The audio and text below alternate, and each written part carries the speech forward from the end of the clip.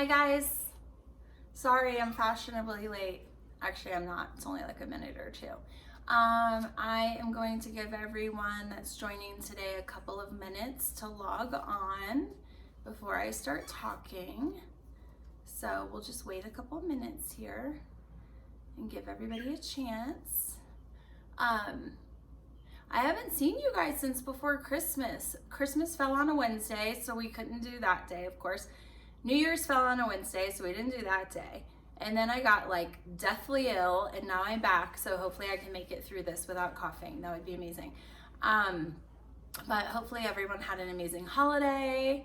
I am actually drinking champagne. I'm still in the like holiday spirit. I have this amazing vendor that we love so much, Charming Chairs. Thank you so much for this amazing bottle of champagne. So this is cheers to you. They sent that to me over the holidays, so I thought it'd be perfect for Winedown Wednesday. So today we're gonna talk about our top 10 things that we feel are super important when you start planning your wedding. I actually thought of 2 extra, so if we have time at the end, I'm going to do 2 little bonus ones. I realize like I probably could have done a top 20, but as you guys know, I tend to go long, so I'm trying to keep it a little shorter. But feel free to ask questions as they come along or make comments. Happy to answer those, but here is kind of our top 10 that we feel is most important when you start planning your wedding. We know a lot of people have recently got engaged and are probably in that stage where they are starting to think about planning, so we wanted to make sure to cover this in January.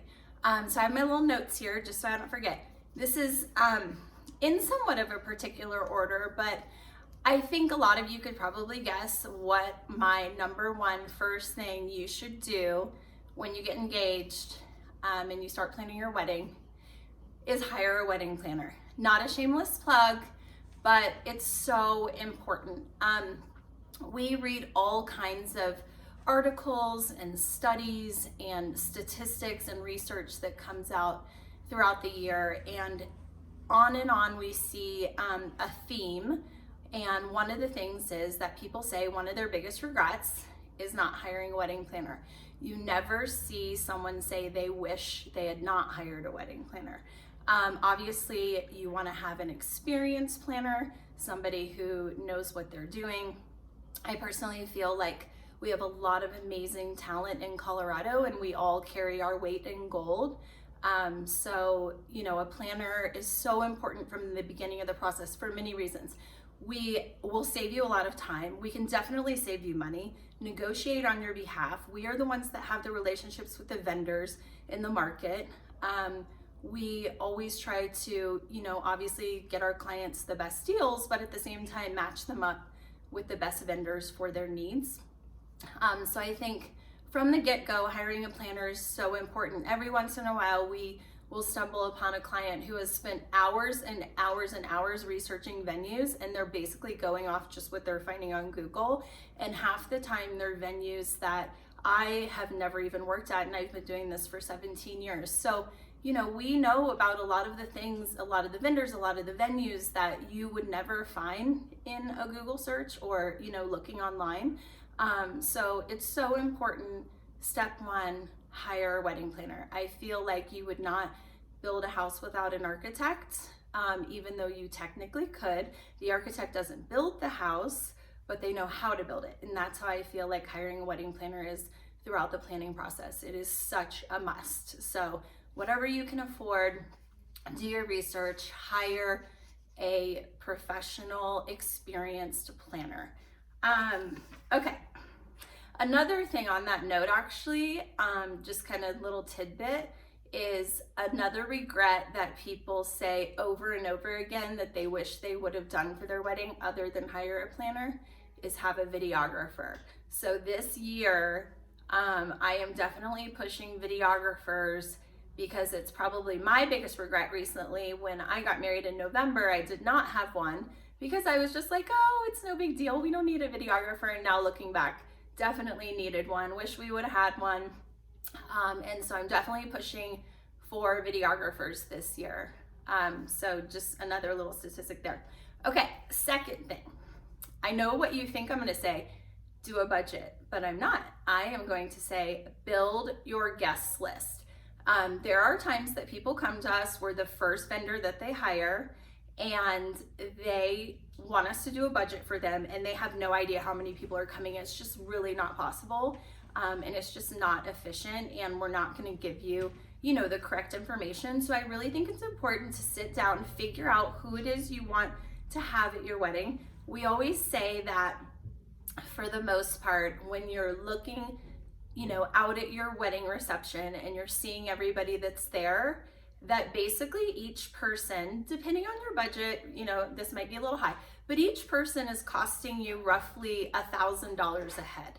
So when you really think about who you want to have there and the people that are important to you, and maybe not letting, everybody bring their newest Bumble dates, it's really important, because that is what's going to affect your budget. And I think, like we've mentioned before on a couple of other of these, we have said that there's a huge trend towards micro weddings, which is much smaller guest counts, but people have budgets that are as large, if not larger, than a 250 person wedding. And they're really able to do whatever they want. And they're able to spend a lot of time with their guests, host multiple events. They're not having to cut back on things. And we absolutely love that. So just something to think about when you're building the guest list. I think I'm seeing a trend towards going away from quantity and really focusing on quality. And a year after you're married, are you still going to be talking to those people? Like, really think about that. So the third one, after building your guest list, is to do your budget. So obviously, if you have a planner, that's something that we would do for you. We specifically tend to over budget a little. And I would say that regardless, you should be prepared to go over your budget by at least 10 to 15% of the original number. We've had clients go way over. I have yet to have a client go under budget. I've had one client, I think in 16 years, actually be like within dollars of the original budget. But setting your budget is so important, because that is what everything else is going to be built off of. So, finding your venue, how much can you afford for a venue? There's times clients will come to us, they will have booked a venue, pay a fee, come to us, tell us they spent, $52,000 on a venue, and they have a $100,000 budget, and it's like, oh my gosh, you just spent 50% of your budget on a venue. Like, we would have never suggested that. And that just makes our jobs harder as your planner. So doing a realistic budget is so important. We tell people right off the bat, if they, give us their wish list and their guest list and what it is, that they want to accomplish and within what parameters, we are very honest if we feel like they're going to be able to do it or not. And we've definitely lost clients, by telling them we just don't think it's realistic, but we never want to set ourselves up to fail, or you. So setting your budget is so important. And there are a lot of things that go into it. I think people, don't think about all of the little things that start to add up in budgets. So doing that budget is so important, because that's what's going to take you to the next step of building your, best vendor team, your dream team, we like to call it. Okay. So my next one is to really think about the dates that you want to get married, the date, the season, the time, the location and the geographic area that you want to get married. Florida, for instance, is it hurricane season? Now, you can get some great deals during hurricane season, but you're definitely taking a huge risk. Do you want a winter wedding in Colorado in February? Great, beautiful. We love winter weddings.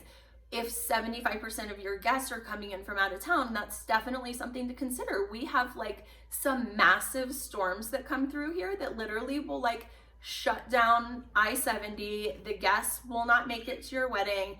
That would be super devastating. We have, crazy storms kind of at different times of the year. And so that is so important to think about. The other thing too is wherever you're doing it, like what's going on that time of year. Sometimes people pick areas that have, annual type events or festivals or things that maybe the particular area you want to get married is going to be like super busy, or there aren't going to be any hotel rooms left, those types of things. Really important to think about.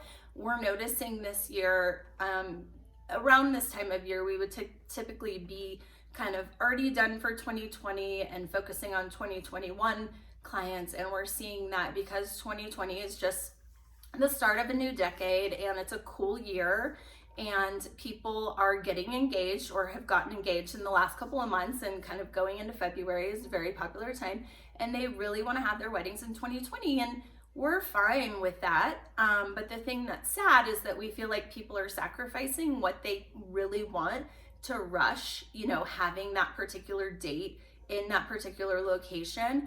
And, let's say September, for instance, in Colorado. I mean, there's probably like hardly any venues left in September in 2020. And so you're picking from a very limited number. And is that really what you have always envisioned for your wedding? I feel like it's okay to hold off. It's okay to have a longer engagement. There's a lot of benefits to it. One of them being that you definitely kind of have your pick of the vendors that you want to work with, the venue that you want to have. You give your guests a lot more time to plan. So definitely when you're picking, your date, really think about everything considered, weather, geography, other events, all of that type of stuff. So kind of along those lines is, like I said, doing a lot of research. So when you land on a date or a month in a particular location in any city, you can definitely go on, and there's resources that'll show you like, hey, the World Series is happening that weekend, or, this amazing Labor Day festival that attracts all kinds of people, or some Christmas thing, or whatever it is. So it's so important, like, get online, do your due diligence, see what else is going on. There was a client years ago that picked a date and a location in Aspen and didn't realize it was like food and wine festival. Okay, people literally, that's the type of thing that people are planning for a year ahead, and they had a really, really hard time finding accommodations for their guests. And that just adds a level of stress that you don't need. So I definitely feel like you should, do your research and look at that.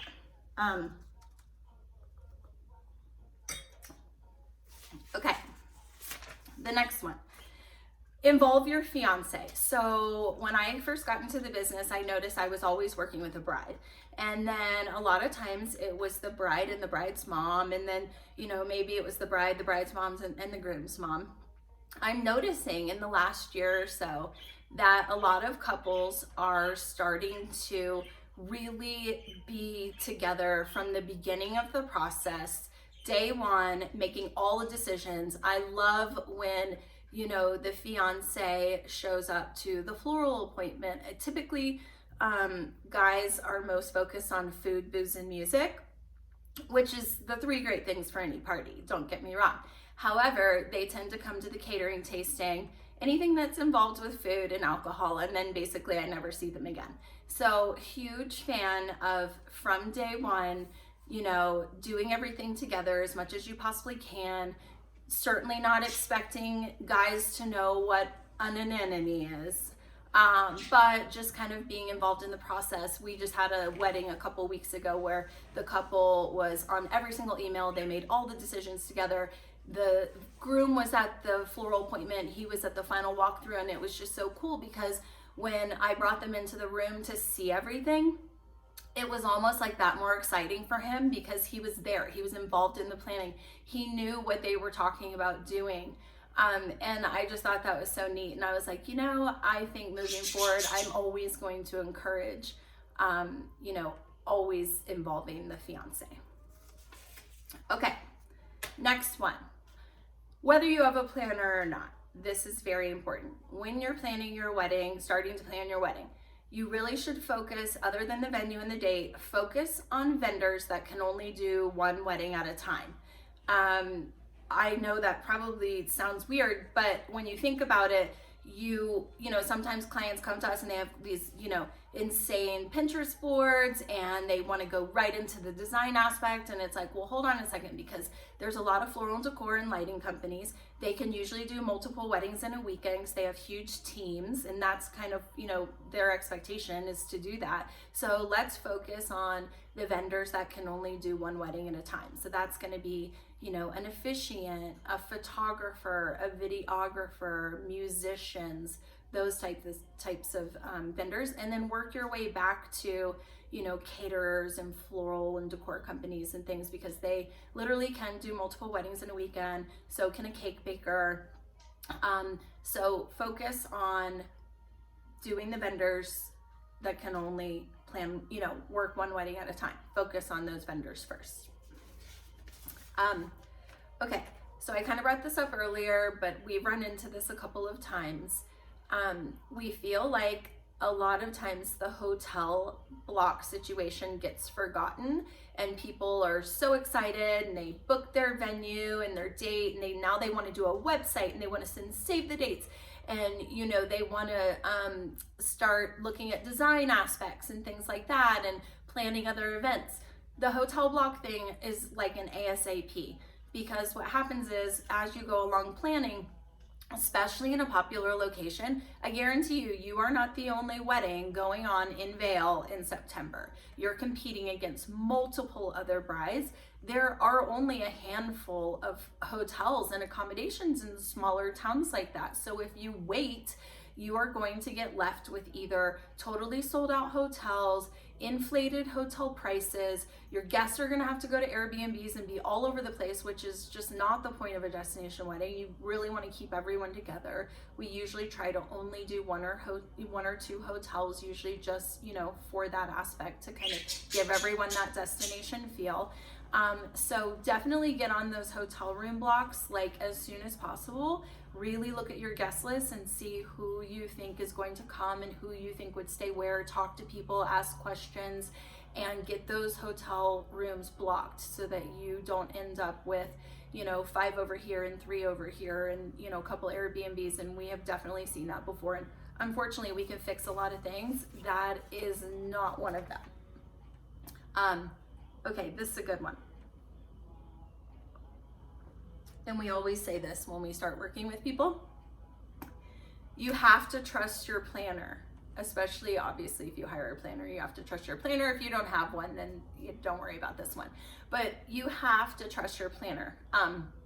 We always say that our greatest client is a client who trusts us, and literally all of our clients have opinions. They all want to be involved in the planning. Everyone claims they're type A, etc.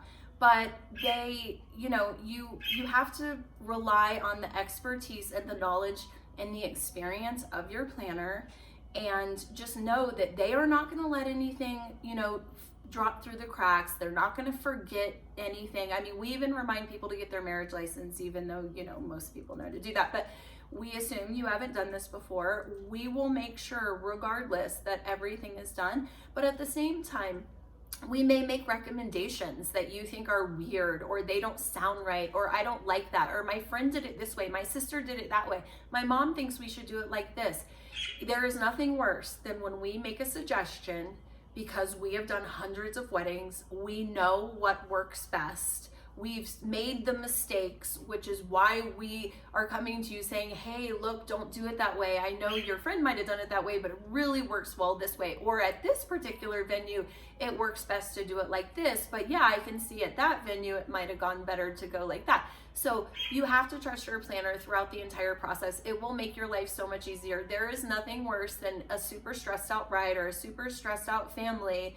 And I always say, like, you are wasting your time and your energy stressing out. Like, you hired us for a reason. Any, you know, experienced, knowledgeable planner. You trust us. You read our reviews. You know, it was a referral from so-and-so who you were at their wedding and it was amazing. We are going to make sure everything is amazing. Just remember, your planner is never going to like sabotage themselves or end up with a bad review or ruin their reputation.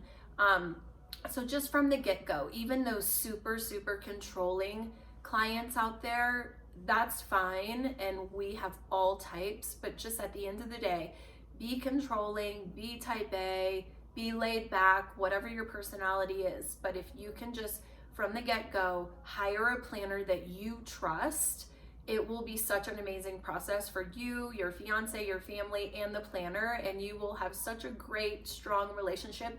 And I always say that like a week before the wedding, if my clients aren't calling me, I know I did my job, because they are enjoying their friends and family and they know that I have everything handled, and that's how you want to be. That is why you have a planner. Okay, here's my last one, and I think I have time for my 2 bonus ones. But if anybody has any questions, comments, I'd be happy to answer those as well. So my last one is to have fun, let go, and like embrace what's happening and embrace the big picture. There are so many times I walk away from a wedding and I feel like the mom of the bride, was in the ballroom trying to like fluff linens or offering to help. And it's like, no, like go get ready with your daughter, enjoy yourself. Or the bride's worried about some guest that, is wearing the wrong thing, or, a guest showed up unexpected, or maybe 10 people didn't show up, which also happens. Do not focus on any of that stuff. Like, so many things you and your guests will never notice. I mean, if there's like a linen with a little wrinkle in it, trust me, nobody is noticing it. You have to let go of those types of things and have fun. We never want people to regret the next day and they didn't enjoy their weddings. They were too busy like micromanaging everything.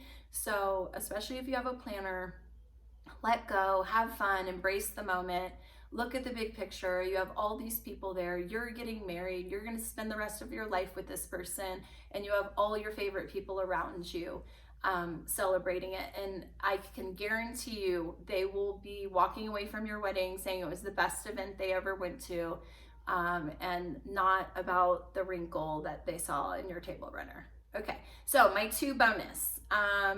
So one was, see, now I might have forgotten my second one. I probably should have written it down. So one was to open a credit card. Okay, so many of our clients want to pay with checks, which is fine, but we feel like you should go open a card, or your parents, if they're paying for the wedding, have an Amex or something with amazing like points and miles and things, and put everything on there. I mean, we have clients that literally the parents could have probably gone on a honeymoon too, on all the points that they got on the credit card that they put all the expenses on. Plus, if you ever have to challenge an expense, it's a great way to do it. But not a huge fan of the check writing thing. I see why people do it with the whole credit card fees, but definitely like benefit from all that money being spent and get those miles, get those points, and get some sort of card, whether your parents put it in your name or they put it on their card, whatever it is. Definitely benefit from that. And then I totally forgot my second one. It might come to me, but I should have written it down.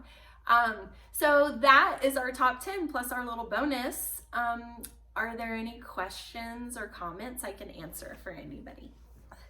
Or anything I forgot, something you think that should be on the top 10? So we have a question from Jackie in Florida. What if I underestimate the help I need, like day of? So Jackie, do you mean as a planner if you underestimate, or if the person doesn't have a planner and they're like, have their friends? I believe she means as the bride, like as the client, and if they're thinking they need help on certain things, like the bridesmaids are helping, and that's how I read the question.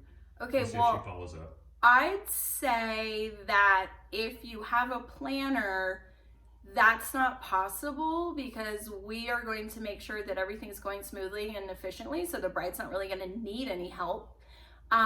We always make sure that we share a very customized timeline with the bridal party, with the groomsmen, with the bridesmaids, so that they know what is going on, because there's nothing worse than a bunch of drunk bridal party that have no idea when they're getting ready, where they're going, where are the pictures. It's like really stresses the client out. So the bride, technically, if they have a good planner, shouldn't be needing any help.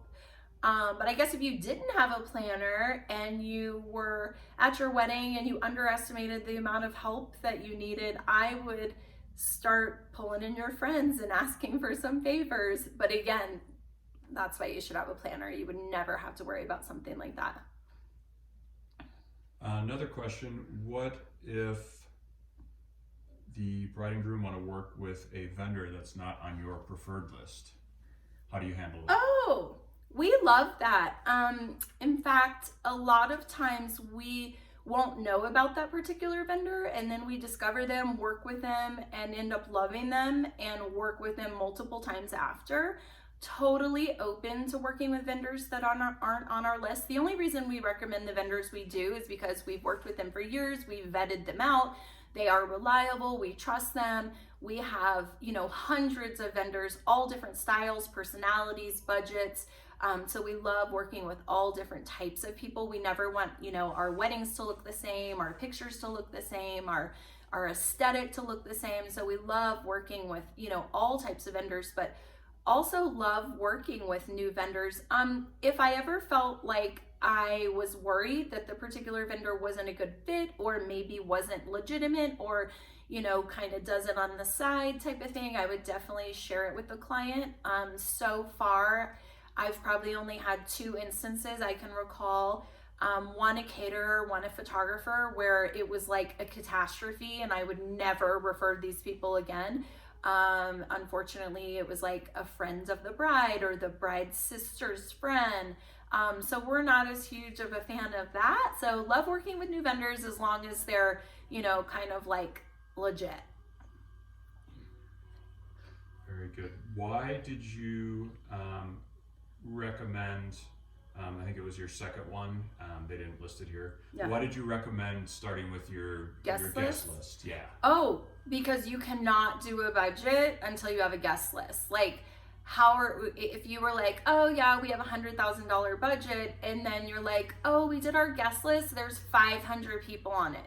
Not happening. Like, I would just tell the person that's not gonna happen. So you have to do the guest list so you can see, because it's gonna be you and your fiance are gonna have a list, your fiance's parents are gonna have a list, and then the bride or groom's parents is gonna have a list. So you put all those people together. You'd be surprised, like the people that some of the parents invite. It's like, their business partner from 100 years ago, and their 10th cousin that you never met. So those are, you got to get that list together, pare those people down. Sometimes we see that they kind of divvy it up in a percentage. So like the bride and groom get 50%, and then 25% goes to the bride's parents, 25% goes to the groom's parents, or the bride and bride, or the groom and groom, or whatever situation you're in.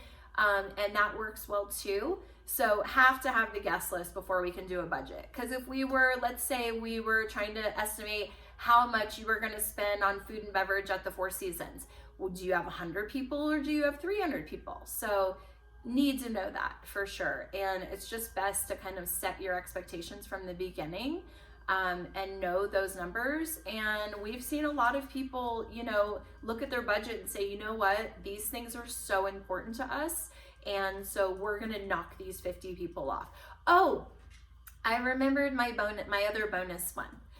When you are starting to talk about your wedding, I think it is so important that each party, and I think it's fun to include the parents too, because I sometimes will interview with the parent and not the bride or groom, and I will ask them this question, and I would suggest that you do this as well.